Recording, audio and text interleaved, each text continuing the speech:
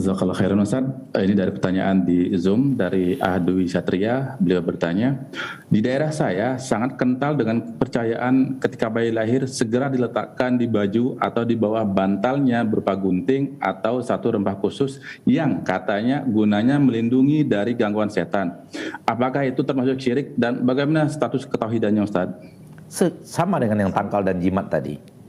Sama persis. Guntingkah itu atau apakah itu namanya, dia adalah bagian daripada tangkal dan jimat. Di sebagian negeri ketika anak itu pergi keluar harus disematkan di bajunya semacam peniti,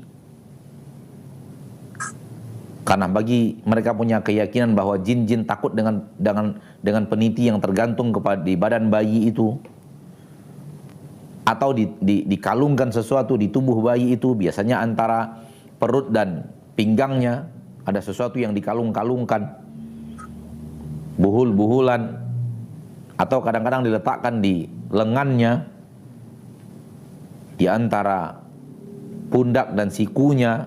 Semua itu sama, mau gunting, mau peniti, mau yang dilingkarkan di pinggang atau dilingkarkan di lengan bayi, semua itu namanya tangkal dan jimat.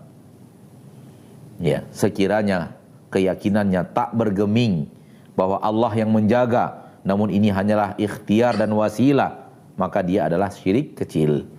Namun kalau sudah sampai keyakinan bahwa inilah benda yang akan menjaga, maka sampai kepada syirik besar yang mengikis amal saleh dan menghapus seluruh ketaatan. Wallahu a'lam.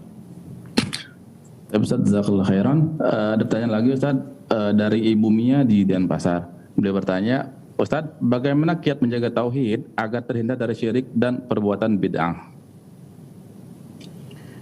Dengan menegakkan dan semangat menegakkan la ilaha illallah Muhammad Rasulullah.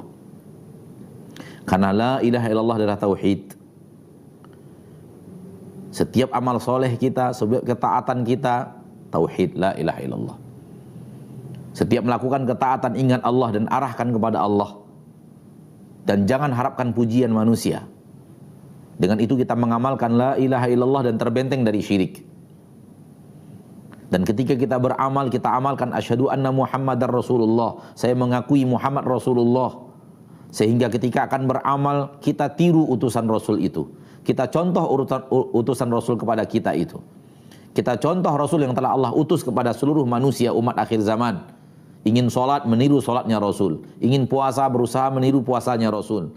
Ingin berzakat, sesuai dengan aturan yang diajarkan Rasul. Ingin bertakziah, sesuai dengan takziah yang telah dicontohkan Rasul.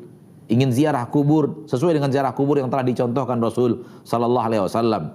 Dengan demikian, kita mengamalkan asyhadu anna Muhammadar Rasulullah, dan kita akan terbentengi daripada yang namanya bid'ah. Karena bid'ah itu mengikis ketaatan kita kepada Rasul, dan syirik itu mengikis tauhid kita kepada Allah Subhanahu wa taala. Dengan selalu mengamalkan la ilaha illallah, kita akan terbenteng daripada syirik, dan selalu mengamalkan asyhadu anna Muhammadar Rasulullah, kita akan terbenteng dari yang namanya bid'ah, amalan yang tidak pernah diajarkan, dicontohkan dan disyariatkan oleh Nabi kita tercinta Muhammad SAW. Salah satu hak Nabi dari umatnya, atau salah satu kewajiban kewajiban umat kepada Nabi mereka adalah alla yu'badallahu illa bima syara'. Jangan sampai dia beribadah kepada Allah kecuali dengan syariatnya Rasulullah, dengan teladan dari Rasulullah, dengan syariatnya Nabi Muhammad SAW. Wallahu a'lam.